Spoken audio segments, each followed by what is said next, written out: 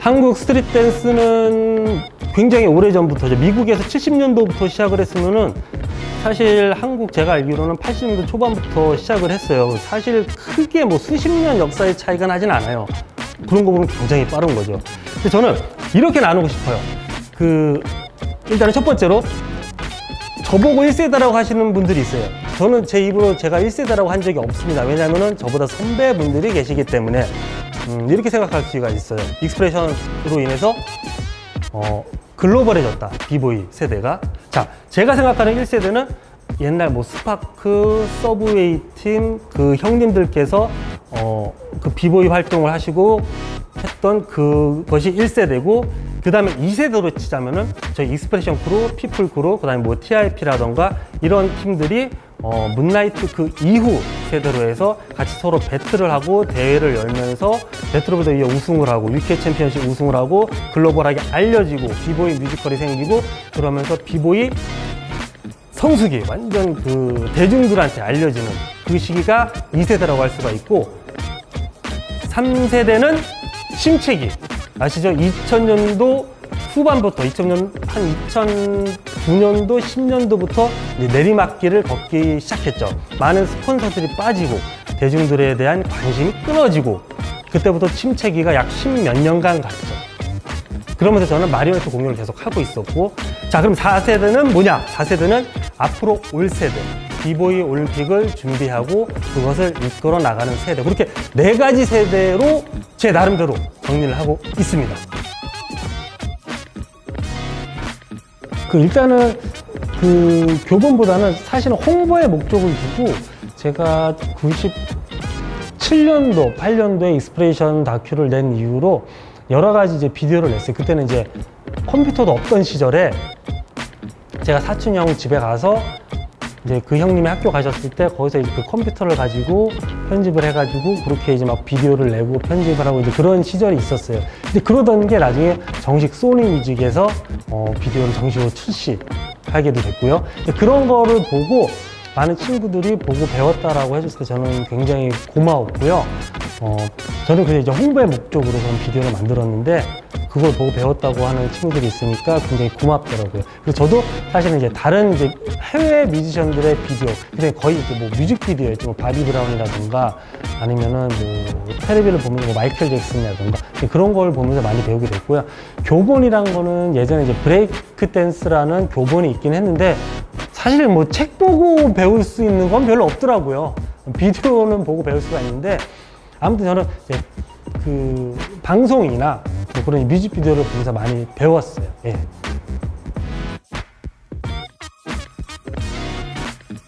이게 YG에서 발간하는 잡지였습니다. 2000년대 초반에 MF라는 브랜드 아실 거예요. 그 브랜드하고 콜라보로 해서 한국의 힙합 역사를 여러분들께 알려주는 그런 잡지였고, 처음에 뮤지션 위주로 많이 이제 가수들 위주로 했지만은 이런 힙합, 스트릿 댄서들을 소개하는 정말 공신력 있고 대중적으로 큰 영향을 끼쳤던 잡지입니다. 그 잡지를 통해서 뭐 저희도 대중들한테 많이 알려졌고요. 그리고 뭐 많은 대회 소식이라든가 그런 게 많이 알려졌었죠. 사실은 이제 그 당시에 이제 스트릿댄스라는 스트릿잼이라는 그런 잡지도 있긴 했는데, 사실은 이제 대중적으로 많이 알려진 거는 이 바운스 잡지가 아무래도 YG에서 발간을 하는 거다 보니까 여러분들께 많이 알려지는 잡지였죠. 네.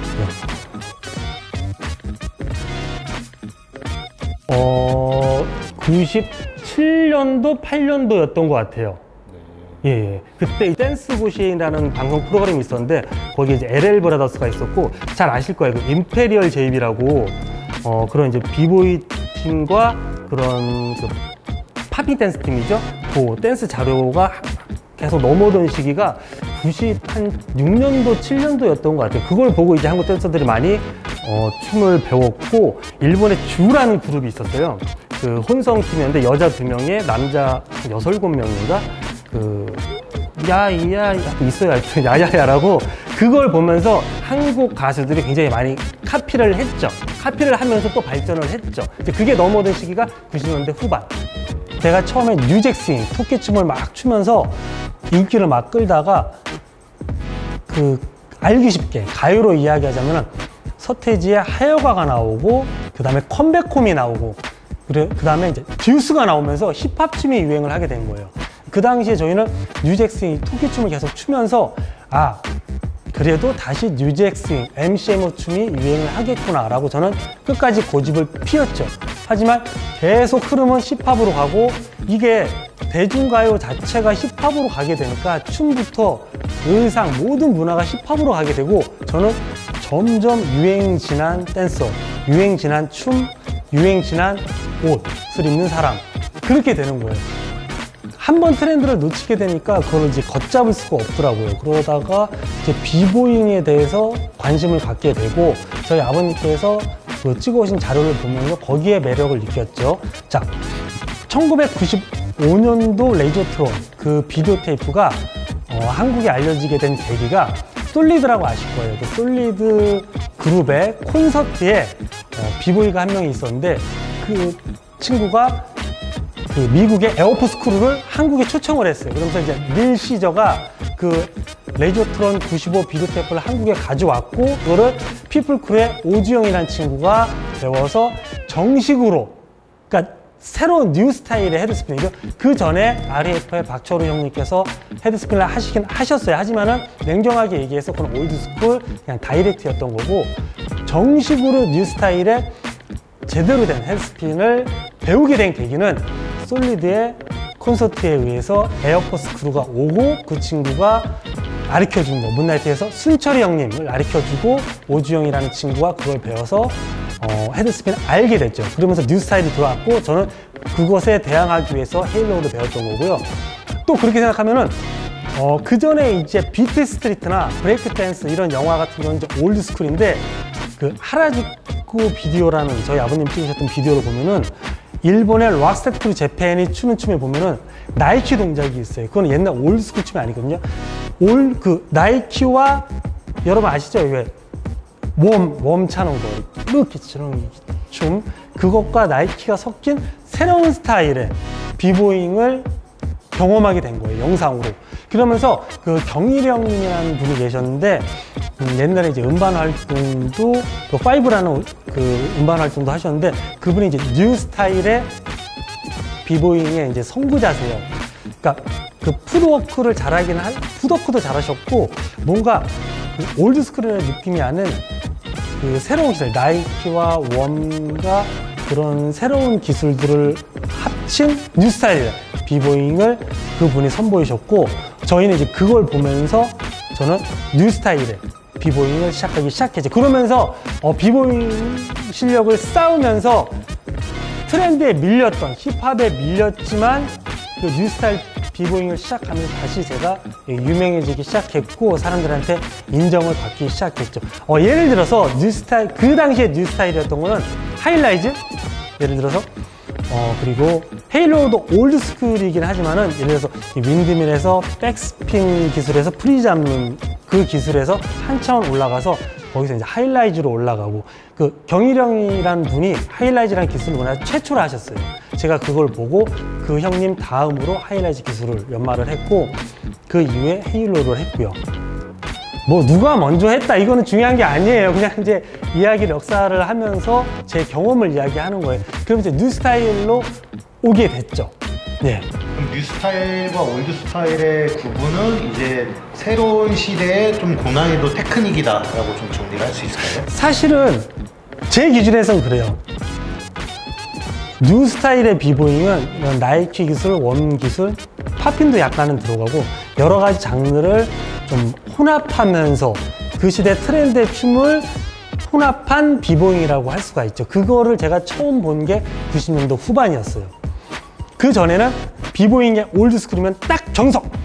윈드밀과 푸드워크 정해진 공식에 이렇게 팝핑이면은 옛날 아시죠? 뭐 그런 팝핑인데 뭔가 이제 새로운 스타일을 접목시킨 힙합도 들어가고 그러면서 이제 이건 약간 뉴 스타일적인 거다. 새로운 것이다. 여러 가지 장르가 혼합된 비보잉이다.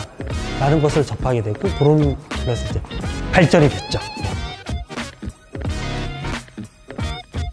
제가 여러분들께 작은 조언 하나 해드릴 수 있는 거는 여러분들이 무대에 서실 때 항상 관객들을 보면서 관객들과 대화를 한다고 생각을 하시고 여러분들이 추는 춤이 수화라고 생각을 하시면 돼요. 뉴스 보면 옆에서 막 수화를 하시잖아요. 내 춤이 수화다. 관객들한테 이 이야기를 전달한다. 내 춤은 곧 이야기다 라는 생각으로 무대 위에 서신다면은 그것만큼 관객들을 이해시키기 좋은 건 없을 것 같아요.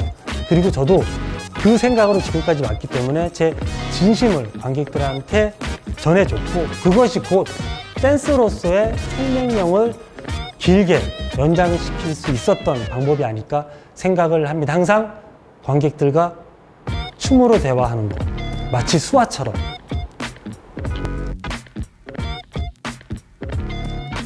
그래서 항상 단원들 볼 때 실력도 중요하긴 했지만은 서로 이건 팀 생활이기 때문에 자기를 낮추고 자기의 시간을 줄이고 팀을 위해서 희생할 수 있는 친구들을 우선적으로 뽑았어요. 그랬기 때문에 익스프레션이 발전을 했던 거라고 생각을 하고 그 친구들의 희생이 있었기 때문에 익스프레션이 그렇게 클 수 있었다. 지금까지 살아남을 수 있었다. 라는 이야기를 할 수가 있습니다. 예. 그러면 어떻게 보면은 이제 교육이라기보다는 이제 팀 활동을 통해서 이제 자체적으로 이제 성장할 수 있게 이제 어떤 기반 틀을 마련해 주셨다고 할 수가 있겠네요. 또 그 교육이란 거는 사실은 그런 게 있어요. 예를 들어서 뭐 비보이 덕키 같은 경우도 처음에는 제가 이제 가르쳐 준다라고 하고 이제 만났지만은 어느샌가 이 친구가 저를 뛰어넘게 되고 그러다 보니까 제가 그 친구를 보고 이제 배우게 되는 거예요. 근데 대부분의 단원들이 그랬던 것 같아요. 처음에는 춤이 좋아서 왔었고 이제 저를 믿고 왔었는데 이 친구들이 성장을 하게 되면서 저는 처음에 이제 막연하게 이제 동생들로만 봤는데 나중에 이 친구들한테 배우게 되는 거예요. 그 성장하는 모습을 보면서 이게 사실은 이 교육을 한다는 것 자체가 또 내가 배우는 거구나, 배울 수가 있는 거구나. 그러면서 서로 가리키고 서로 배우는 그런 단체가 된 거죠. 예.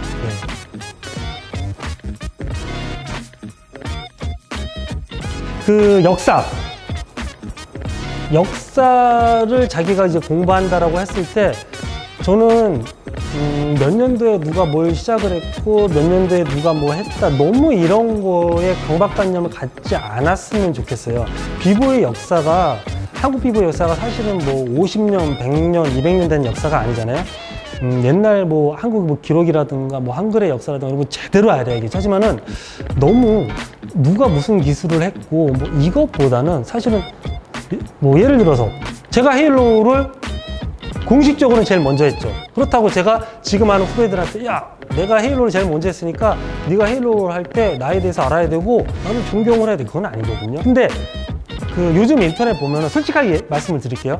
올림픽이 시작되니까 자기만의 역사를 쓰는 친구들이 많아요. 제가 이 인터뷰에 오게 된 이유는 이따가 뭐 말씀드리겠지만은 그 사람의 이야기를 듣는 거 그게 가장 중요하다고 생각을 해요.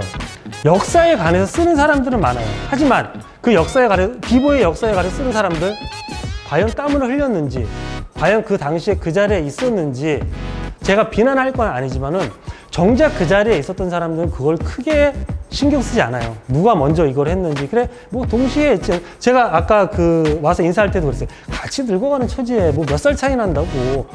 홍텐하고 저하고 몇 살 차이가 날거 10살 넘게 차이 안 나요. 비슷해요. 그 친구나 저나. 저는 오히려 그걸 좋아해요. 뭐 저하고 지금 오히려 저는 그걸 제가 못났다고 생각을 해요. 홍텐하고 저하고 20살 차이가 나는 것도 아니고 10몇 살 차이가 나는 것도 아닌데 그 친구는 지금 세계 최고야. 근데 나는 지금 뭐 비보이 기술 제대로 하는 거 없어. 그냥 노인네 뿐이야. 저 친구는 저 나이에 30대 후반에 저만큼 많이 했는데 난 30대 후반에 뭐 했지? 이거를 내가 내 스스로를 비난하고 내 스스로를 자책을 해야지 내가 왕년에 뭘 먼저 했고 이 생각을 벌어야지 계속 발전을 할 거라고 생각을 해요. 지금 솔직히 우리나라 비보이들을 이끄는 사람들 대부분 30대 중후반이에요. 심지어 40대 초반도 있어요. 저는 40대 때 40대 때 비보이 한 사람 나밖에 없어. 불과 몇 년 전에 였어요. 나보다 뭐 춤 오래 춘 사람, 나보다 더 나이가 많은 사람, 현직인 사람 있어? 그게 자랑이었는데 지금은 그게 제 창피한 점이에요. 30대 후반에도 이렇게 잘하는데 나 30대 후반에 뭐 했어? 저는 그때 폰만 잡고 있었어요. 연출가로서, 리더로서 딱 하고. 그거는 옛날에 저희가 비난했던 선배들하고 똑같은 행동이에요. 너 아직까지 춤춰? 엔터테인먼트 해야지. 나처럼 사장 돼서 가수들 키우면서. 우성아, 너 아직도 춤춰? 너 아직도 단장이야? 저는 그거를 저도 그렇게 살아왔던 거예요. 그래서 저는 지금 비보이 올림픽 하는 거에 있어서 코멘트를 할 수가 없어요. 나 똑같은 사람이었기 때문에. 제가 비보이 씬을 10년 동안 벗어났을 때, 야, 언제까지 배틀할 거야? 나 뮤지컬 하면서, 내가 뮤지컬 하는 이유는 너희들 배틀하면서 배틀 대회 열어봤자 너희들이 대중한테 돈 얼마나 꺼낼 수가 있어. 일본 봐. 대회할 때마다 5만 원, 10만 원씩 내는 걸 당연하게 생각하잖아. 근데 우리가 아무리 개 고생해봤자 관객들이 돈 내? 힙합은 무료 행사야. 비보이 배틀 무료 행사야. 돈만 원 아까워하는 사람들을 위해서 우리가 피눈물 흘려보면 뭐 하냐고. 나 뮤지컬에서 돈 벌라고 그랬던 사람이에요. 저는 언제까지 배틀할 거야? 너 언제까지 춤출 거야? 엔터테인먼트에서 가수들 키우고 가수가 돼서 하던가. 똑같은 선배들, 내가 비난하던 선배들 똑같은 절차를 전 밟았어요. 나 지금까지 저가 잘 되기 위하고 이스프레시를 잘 되기 위해서만 노력을 했어요. 근데 그걸 가지고 고맙다고 해준 동생들이 너무 고맙고 너무 미안해서 내가 숟가락을 못 얹겠어. 난 오늘 그 얘기를 하려고 온 거야. 결국은 저조차도 옛날에 그런 선배들하고 똑같은 절차를 밟았어요.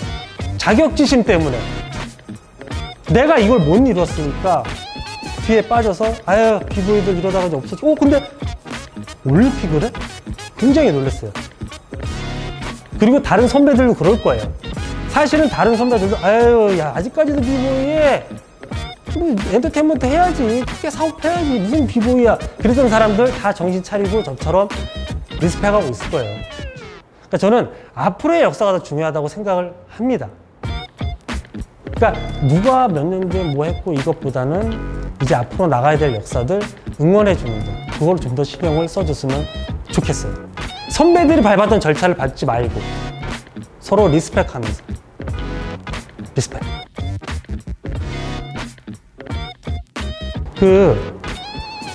제가 롤모델로 삼고 있는 팀이 있어요. 프랑스의 컴퍼니 카피그라는 팀인데 2006년도에 한국에 와서 저희가 그 팀의 오프닝 공연을 했어요.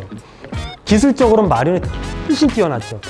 하지만 70분짜리 공연을 하는데 이건 예술성이 너무 깊은 거야. 거기에 이제 단장님은 프랑스의 무공훈장까지 받았어요. 와, 예술로 인정받고 정식 그 학교로서, 수업으로서, 실용 예술로서, 실용 무용으로서 인정을 받는 거죠. 사실 저는 그 학교 수업이나 이런 수업을 받으면서 이런 춤을 춘 게 아니기 때문에 굉장히 이제 이런 스트릿 댄스 쪽으로 보수적이었죠. 방금 전에 말씀드렸듯이. 시대는 바뀌고 있어요. 저는 아날로그를 경험을 했고 디지털을 경험을 했어요. 그렇기 때문에 지금까지 살아남았고, 최대한 장점으로 감사하는 거는 제가 더 늙기 전에 코로나 시대를 경험을 했다는 거예요. 그래서 살아남을 수 있었죠. 그럼 지금 시대는 코로나 시대를 겪고 있기 때문에 그 이후를 준비할 수 있을 거예요. 시대는 변하고 있어요. 저도 이제는 실용무용, 실용예술에 대해서 스트릿 댄스가 그 안에 포함되고 그 학과에 들어간다는 거를 이제는 받아들여요. 그래야지만 학생들이, 이 춤을 좋아하는 친구들이 좀 더 좋은 환경에서 춤을 출 수가 있고, 무엇보다 체계적이고 자기 꿈을 실현시키기 좋은 환경에서 춤을 춘다는 거, 그건 꿈 아닌가요? 무조건 제가 이제 옛날 사람이라고 해서 바닥에서 굴러야 되고 뭐 하다가 안 되고 아니라, 지금은 좋은 교육을 받으면서, 그렇다고 이 친구들이 그냥 배부르고 편하게 하는 게 아니잖아요. 자기들끼리 경쟁을 하잖아요. 그래서 저는 이제는 정말 필요한 게 아닐까. 필요한 장르가 아니고 필요한 장르이고 필요한 환경이라고 저는 생각을 해요. 제 자식은 이렇게 컸으면, 이 환경에서 컸으면. 그래서 실용무용이라는 이런 장르와 이런 환경을 이제는 인정을 하고 장려한다는 거. 처음 이제 반대를 했는데 지금은 인정을 한다는 거. 이 시대가 바뀌었고 이것은 더 좋은 환경으로 바뀌기 위한 거다라는 거. 까놓고 얘기해서 제가 어디 가서 막 그 스트릿 댄서다, 비보이다. 한 5년 전, 6년 전만 해도 저는 비보이라는 거 숨겼어요. 너무 창피하잖아요. 애 아빠가 비보이래. 근데 이런 실용무용학과가 생기면서 좀 더 고급적이고 학교에서 인정을 해줘, 나라에서 인정을 해주네? 그러면서 올림픽까지 생기네? 그러니까 이제는 어디 가서 비보이라고 이야기를 할 수가 있고 비보이 선배라고 하니까 돈 많이 버나? 그래도 뭐 있나? 그래서 후배들한테 너무 고맙고 이 환경에 감사를 하는 겁니다. 제가 매년 몸소 이거를 체험하기 때문이에요. 전에는 창피했어요, 비보이라는 게. 하지만 어느 순간부터인가 어디서 당당하게 비보이라고 이야기를 할 수가 있어요. 왜냐하면 이런 실용무용학과가 생기고 비보이 올림픽이 생겼기 때문에 제가 체험을 하고 있습니다.